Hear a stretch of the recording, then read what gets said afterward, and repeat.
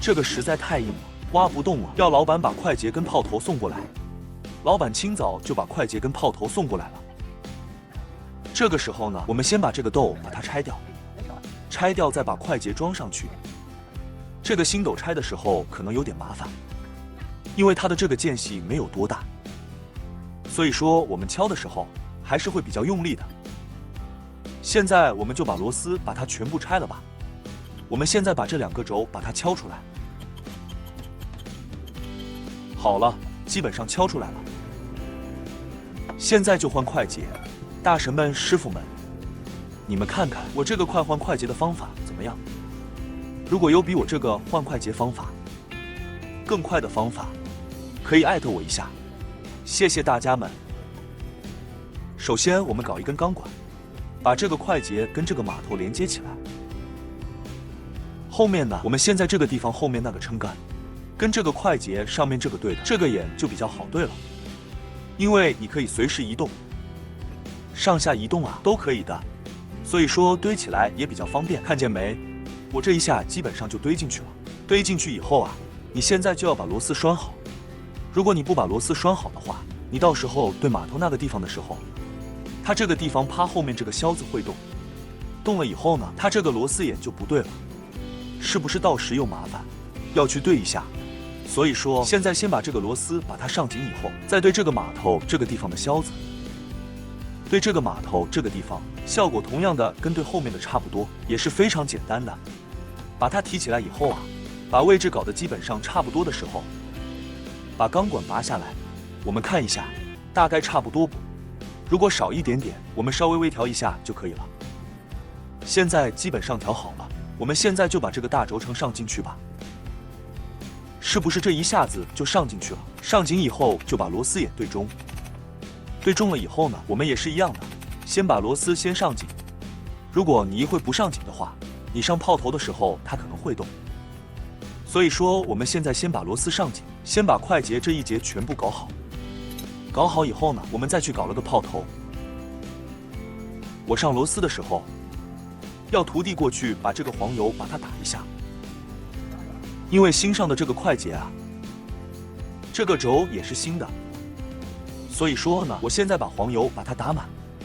这个东西因为必须要打满，我告诉你为什么必须要打满呢？因为它的销子是新的，里面并没有什么黄油。正常情况下，你这个铁磨铁的情况下，一下子就磨坏了，所以说第一次必须要打满。打满以后，你以后少打一点没事。如果说你第一次不打满的情况下，铁磨铁如果把轴磨损伤了，以后就难得修复了，就会老是叫。所以说第一次很重要。现在过来把这个挖斗上面的这个轴，2个轴把它上好。上好以后呢，我们再过去上那个炮头，那个豆，上这个豆就比较好上了，稍微对一下，敲一下，基本上就对了。现在我们一样的把这个螺丝把它扭紧。如果你不留紧的话，什么呢？并不是说怕它掉，现在就是怕它不见。你一会这里搞一下，那里搞一下，这螺丝全部不见了，到时这个地方就很麻烦了。所以说把它该搞的全部搞好，不要这里没搞好搞那里，那里没搞好搞这里，一项一项的来，不要着急。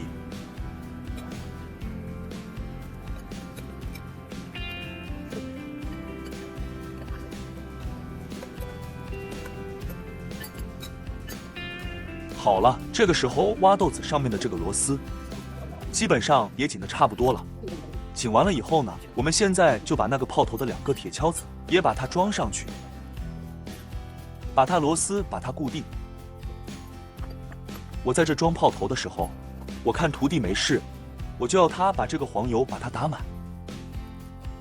其实炮头第一次用的时候也是这样子的，你必须要把这个黄油把它打满，把它打出来。因为什么呢？因为你炮签是新的，里面的那个东西也是新的，如果你不打黄油的话，也是容易磨的。所以说必须要把它打满。这个时候徒弟打得上气不接下气了，我看他要休息一会了，等他休息一会儿再继续打吧。因为早上这个黄油是比较硬的，所以说打起来比较累。如果挖机做一段时间的事的时候，里面有温度，这个黄油就比较好打。好了，打完了，现在我们就把挖机开过来。我们来试一下这个快捷装这个炮头到底好不好。我感觉这个东西还是比较方便的。当时老板跟我说，让我们去买一个液压的，我就说这个液压的没有什么必要，因为你又不是什么大挖机。如果大挖机的话，用液压的方便点。小挖机这个东西也没有多重，搞液压的没必要，为老板省点钱是不是？其实这个手动的也是比较方便的，就是中间有个螺丝，把它拧紧跟拧松。炮头装好以后啊，你必须要把这个扭紧，把那个螺丝扭紧以后啊，后面这个地方是有一个保险的，把这个保险把它烧好。这个保险其实就是安全作用，怕你打着打着炮啊，这个炮头掉下来了。好了，现在准备装炮管。装炮管这个东西基本上就没有什么技术含量了，直接对着网上面装就可以了，只要你把它扭紧，不要漏油就可以了。炮管装完以后，还有一个阀，把阀打开。好了，准备开干。兄弟们，如果喜欢我的视频，麻烦点一下关注，谢谢大家。